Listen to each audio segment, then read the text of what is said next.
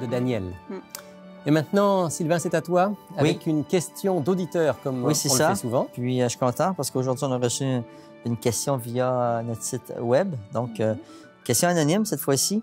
Voici la question. Pourquoi Caïn a été rebelle contre son frère alors qu'il a bien constaté que l'offrande d'Abel était agréée par Dieu ou acceptée par Dieu? Un meurtre aurait pu être évité, n'est-ce pas? OK? Donc, il y a un lien direct là, avec l'émission. Oui, parce que Caïn et Abel, c'est quelque part l'histoire aussi d'un jugement de Dieu. Il y a, si je schématise, il y a le bon et le méchant.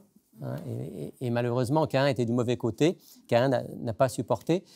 De la même manière qu'au jugement final, eh bien, il y aura aussi ceux qui auront fait le choix de s'ouvrir à Dieu, ceux qui ne l'auront pas fait. Qu'est-ce qui a fait la différence dans l'histoire de Caïn et Abel?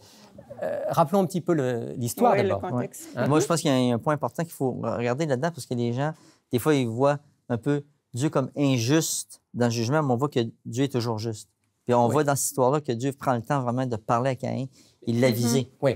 Mais alors déjà, rappelons l'histoire. L'histoire, c'est que Abel vient faire une offrande, présenter une offrande sur l'autel. C'est un agneau de son troupeau. Dieu l'accepte. Probablement, le feu du ciel descend sur l'autel.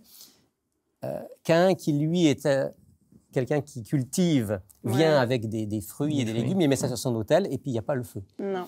Alors, on pourrait épiloguer sur les raisons pour lesquelles Dieu ne l'a pas fait, mais la raison fondamentale, c'est quand même que Caïn n'est pas en harmonie avec Dieu. Son cœur n'est pas en harmonie avec Dieu. Il n'est pas dans l'amour, dans l'humilité. Dans sa volonté. Il n'a pas fait, il n'a pas fait la volonté de Dieu. Il n'a pas fait la volonté de Dieu. Dieu il avait bien expliqué quel genre d'offrande. Voilà, l'agneau représentant aussi le Messie qui devait venir. Ouais.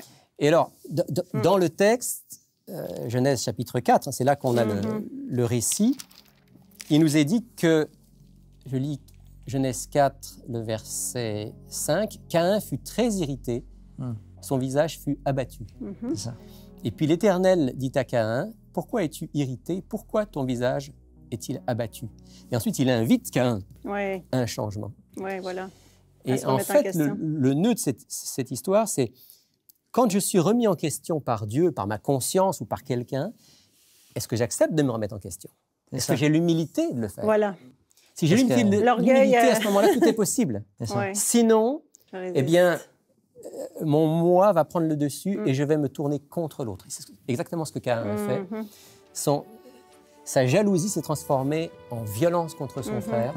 Il l'a tué. Et il a tué Abel. C'est quelque chose, hein, c'est un appel de Dieu à l'humilité et à la capacité de se remettre en question.